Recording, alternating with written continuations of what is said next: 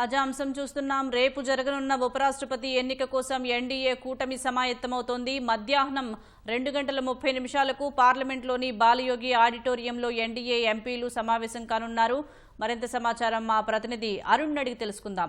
Arun, NDA ఎంపీల భేటీకి సంబంధించి మరిన్ని వివరాలేంటి? సుజాత, ఈ రోజు కాసేపట్లో తెలుగుదేశం ఎంపీలకు సంబంధించినటువంటి భేటీ జరగబోతోంది. మధ్యాహ్నం 12:30 గంటలకు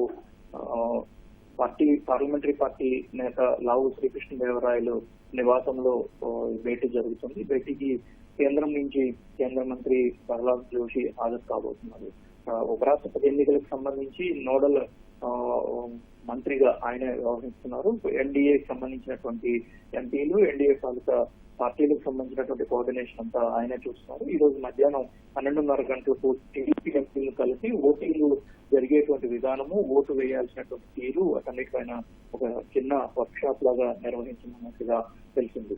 ఆ తర్వాత మధ్యాహ్నం 2:30 గంటలకు ఎన్డీఏ ఎంపీలంతా పార్లమెంట్ ఆవరణలోని బాలయోగి ఆడిటోరియంలో భేటీ కాబోతున్నారు. ఈ భేటీకి ఉపరాష్ట్రపతి అభ్యర్థిగా ఉన్నటువంటి ఎన్డీఏ తరఫున ఉపరాష్ట్రపతి అభ్యర్థిగా ఉన్నటువంటి సిపి రాధాకృష్ణన్ కూడా హాజరవుతారనేది పేర్కొన్నటువంటి సమాచారం. ఈ భేటీలో అనేక అంశాలు చర్చించిన తర్వాత రేపు ఉదయం తొలి గంట నుంచి పోలింగ్ ప్రారంభమైనటువంటి వెంటనే ఓటు హక్కు వినియోగించుకోవాలని చెప్పి ప్రధాని ఈ సందర్భంగా ఎంపీలను కోరబోతున్నారు. సాయంత్రం 4:30 గంటల తర్వాత ప్రధాని ఈ భేటీకి హాజరవుతారు. ఈ రోజు సాయంత్రం 5:30 గంటల వరకు ఈ భేటీ జరగడానికి అవకాశం ఉంది. నిన్న బీజేపీకి సంబంధించినటువంటి ఎంపీలందరూ పార్లమెంటులోని బాలయోగి ఆడిటోరియంలో భేటీ అయ్యారు. అనేక అంశాలపై చర్చించి వర్క్ షాప్ నిర్వహించిన తర్వాత ఈ రోజు మరొకసారి భేటీ కాబోతున్నారు. ఈ రోజు ఎన్డీఏ ఎంపీలంతా కూడా హాజరు కానున్నారు. అయితే మధ్యాహ్నం భేటీ తర్వాత మధ్యాహ్నం 2:30 గంటల నుంచి సాయంత్రం 5 గంటల వరకు ఈ భేటీ జరుగుతుందనేది ఇప్పటి వరకు ఎన్డీఏ వర్గాలు ఇచ్చినటువంటి సమాచారం ప్రకారం తెలుస్తా ఉంది. ఆ తర్వాత సాయంత్రం 5 గంటల తర్వాత మంత్రి నారా లోకేష్ తెలుగుదేశం పార్టీ జాతీయ ప్రధాన కార్యదర్శిగా ఉన్నారు.